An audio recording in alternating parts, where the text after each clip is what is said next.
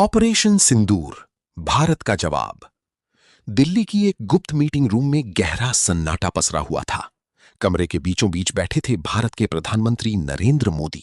उनके सामने मौजूद थे तीनों सेनाओं के प्रमुख, आर्मी चीफ, नेवी चीफ और एयर चीफ। प्रधानमंत्री की आंखों में गुस्सा था, चेहरे पर दृढ़ संकल्प। उन्होंने धीरे से कहा, अब बदला लेने का समय आ गया है।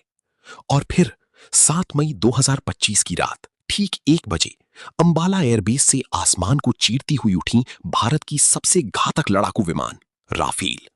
कुछ ही मिनटों में पाकिस्तान की सीमा के अंदर मौजूद आतंकवादी ठिकानों पर मिसाइलें बरसने लगी। आग की लपटों ने रात के अंधेरे को दिन में बदल दिया। ये था ऑपरेशन सिंदूर, एक ऐसा ऑपरेशन जिसने आतंकवाद की कमर तोड़ दी और पूरी दुनिया को भारत की ताकत दिखा दी। पहलगाम, वो काला दिन। 22 अप्रैल की दोपहर, कश्मीर की खूबसूरत बैसरन घाटी में पर्यटक घूम रहे थे। चारों तरफ शांति थी, लेकिन तभी घने जंगलों से निकली मौत की 3 साई। ये थे टीआरएफ यानी द रेजिस्टेंस फ्रंट की आतंकवादी, जो पाकिस्तान समर्थित संगठन लश्कर ए तैयबा से जुड़े थे। उनके हाथों में AK-47 और M4 जैसी आधुनिक राइफलें थीं। उन्होंने पर्यटकों को घेर लिया। फिर शुरू हुआ इंसानियत को शर्मसार कर देने वाला खेल। लोगों से उनका धर्म पूछा गया। जिन्होंने माथे पर तिलक लगाया था, जिन्हें हिंदू समझा गया, उन्हें वहीं गोली मार दी गई। कुछ लोगों ने जान बचाने के लिए झूठ बोलने की कोशिश की, लेकिन आतंकियों ने उन्हें कलमा पढ़ने को कहा। कई लोगों की पगड़ियां तक उतरवाई गईं। कुछ ही मिनटों में 26 मासूम लोगों की जान चली गई। पूरा देश सदमे में था। यह सिर्फ 26 लोगों पर हमला नहीं था, यह भारत की आत्मा पर हमला था। उस समय प्रधानमंत्री नरेंद्र मोदी सऊदी अरब दौरे पर थे, लेकिन जैसे ही उन्हें इस घटना की खबर मिली, उन्होंने अपना दौरा तुरंत रद्द किया और भारत लौट आए। दिल्ली पहुंचते ही हाई लेवल मीटिंग शुरू हुई। कैबिनेट कमेटी ऑन सिक्योरिटी की बैठक बुलाई गई। कमरे में मौजूद थे NSA Ajit Doval, army chief general Upendra Dwivedi, गृह मंत्री और देश की सबसे बड़ी सुरक्षा एजेंसियों के अधिकारी। कमरे में सन्नाटा था, लेकिन उस सन्नाटे में तूफान छिपा था। हर किसी के मन में एक ही सवाल था, कब तक भारत अपने लोगों की लाशें उठाता रहेगा। उधर पाकिस्तान समर्थित आतंकी संगठन TRF ने सोशल मीडिया पर इस हमले की जिम्मेदारी ले ली। पूरे देश में गुस्से की लहर दौड़ गई। सिर्फ बयान देने वाला नहीं था, इस बार बदला तय था।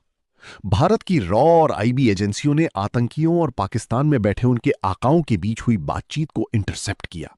साबित हो गया कि इस हमले की साजिश पाकिस्तान के बहावलपुर और मुजफ्फराबाद में रची गई थी। इसके बाद भारत ने पहला बड़ा कदम उठाया, इंडस वाटर ट्रीटी पर रोक। 1960 से चला आ रहा यह समझौता पाकिस्तान के लिए जीवन रेखा माना जाता था।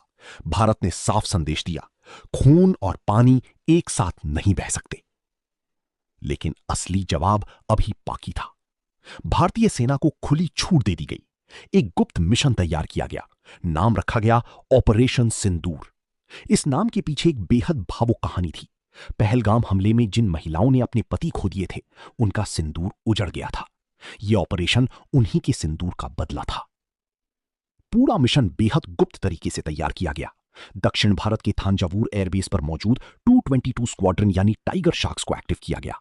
इनके पास थे सुखोई 30 MKI फाइटर जेट, जिन पर लगे थे दुनिया की सबसे खतरनाक ब्रह्मोस मिसाइल। पाकिस्तान को लगा था कि हमला उत्तर भारत से होगा। उनकी निगाहें अंबाला और हलवारा एयरबेस पर थीं, लेकिन भारत ने इस बार पूरी रणनीति बदल दी थी। 7 मई 2025 रात के करीब 1:15 बजे भारतीय वायुसेना के राफेल, सुखोई और मिराज जेट्स आसमान में उड़ान भर चुके थे। यह सिर्फ एक मिशन नहीं था, यह न्याय की रात थी। टारगेट साफ था, पाकिस्तान में मौजूद 9 आतंकी ठिकानों को खत्म करना। जैसे ही भारतीय जेट्स रेडार पर दिखाई दिए, पाकिस्तान के एयर डिफेंस सिस्टम एक्टिव हो गए। लेकिन तब तक बहुत देर हो चुकी थी। सुखोई जेट से ब्रह्मोस मिसाइल लॉन्च हुई। आवाज की रफ्तार से 3 गुना तेज चलने वाली ये मिसाइलें कुछ ही सेकंड में अपने टारगेट तक पहुंच गईं। बहावलपुर में मौजूद जैश ए मोहम्मद का मुख्यालय, जहां आत्मघाती आतंकियों को ट्रेनिंग दी जाती थी, एक ही हमले में मलबे में बदल गया। मुरीदके में लश्कर ए तैयबा का कैंप भी पूरी तरह तबाह हो गया। भारत ने इलेक्ट्रॉनिक वॉरफेयर का इस्तेमाल करते हुए पाकिस्तान के रेडार सिस्टम को जाम कर दिया। उन्हें समझ ही नहीं आया कि हमला कहां से हुआ। उधर भारतीय सेना ने पीओके में मौजूद आतंकी लॉन्च पैड्स पर पिनाका रॉकेट सिस्टम से हमला शुरू कर दिया। रात का अंधेरा धमाकों की रोशनी से भर गया। सुबह होते होते पूरी दुनिया को पता चल चुका था, भारत पाकिस्तान के अंदर घुसकर आतंकियों के ठिकाने तबाह कर चुका है। लेकिन कहानी यहीं खत्म नहीं हुई। पाकिस्तान ने जवाबी हमला करने का फैसला किया। 8 मई की सुबह पाकिस्तान ने भारतीय सैन्य ठिकानों पर मिसाइल और ड्रोन हमले शुरू कर दिए। पठानकोट, श्रीनगर और बठिंडा जैसे इलाकों में एयर रेड सायरन बजने लगी। लोगों में डर फैल गया। पूरी स्थिति पलट दी। भारत अब डिफेंसिव नहीं, ऑफेंसिव मोड में आ चुका था। पाकिस्तान के एयर डिफेंस सिस्टम और रेडार स्टेशन टारगेट किए गए। लाहौर के पास मौजूद एक बड़ा रेडार स्टेशन तबाह कर दिया गया। पूरी दुनिया की नजरें अब भारत और पाकिस्तान पर थीं। अमेरिका, रूस और चीन लगातार दोनों देशों से संपर्क कर रहे थे। सबको डर था कि ये युद्ध कहीं न्यूक्लियर वॉर में न बदल जाए। लेकिन भारत का एक ही संदेश था, आतंकवाद खत्म होना चाहिए। 10 मई 2025 पाकिस्तान की अर्थव्यवस्था और सेना दोनों टूट चुकी थी। आखिरकार पाकिस्तान की डीजीएमओ ने भारत को हॉटलाइन पर कॉल किया। इस बार उसकी आवाज में धमकी नहीं, डर था। उन्होंने सीज फायर की मांग की। भारत ने अपनी शर्तों पर इसे स्वीकार किया। शाम 5 बजे बंदूकें शांत हो गईं। ऑपरेशन सिंदूर सफल हो चुका था।